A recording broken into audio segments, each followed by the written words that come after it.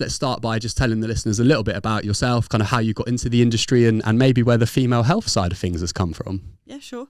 So I've been in the industry for 20 years. I know, don't look that old. It's good Botox. Not that I recommend it.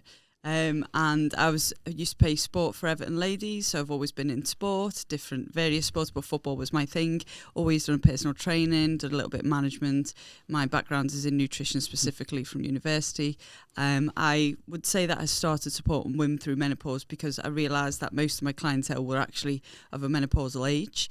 I've been doing it for about 6-7 years now, just for menopausal women, and I wasn't sure, like everything that I'd learned throughout the years wasn't really working. There was something else going on, so I started looking into exactly what happens to a woman's body as she gets older. Started working with endocrinologists when I was out in Dubai, and then I figured actually there's some different like things going on here. I need to adapt my training, my approach, my nutrition, psychology aspect. And since I started doing that, then I realised that there wasn't many people doing it before it actually all took off. I think it's been pretty heavy in the social media in general for like the last 2 or 3 years, but back then it was a very taboo topic. So I started doing it, changed my ways, got some better results, and here we are. Oh, amazing. So it kind of came from a place of like necessity in terms of problem solving, like something's missing here. Yeah, exactly. Because as I say, the things that, eat less, move more, like it was back then, wasn't really working.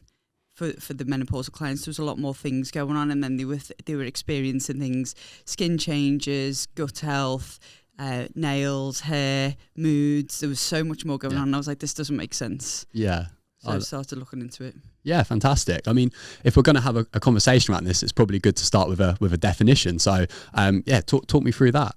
Okay, so the official definition is when you're menopausal when you haven't had a period for 12 consecutive months.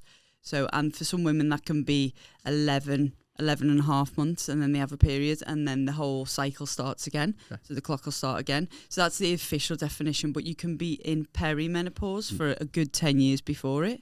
So that can be anything. Women always everyone associates it with like a more mature age of condition. So like 30s, 40s, 50s. But I've worked with women who are in the 20s who are menopausal, sometimes because they've been going through some form of treatment, like cancer, or they've had like some kind of health condition which has forced them into early menopause. So it's not necessarily associated with a more mature woman. But perimenopause is 10 years before. The official menopausal age in the UK is 51, 52, the average age. Okay. And then after that, you're postmenopausal. So you're actually only in menopause for a day, which is when you switch from 12 months, and then you go either peri or you post. That's really interesting. I never actually thought about it that way around. I mean, I knew the definitions, but yeah, when you actually think about it, that does mean that you're only menopausal for a day. Yeah, you're either peri or post. Yeah. There you go.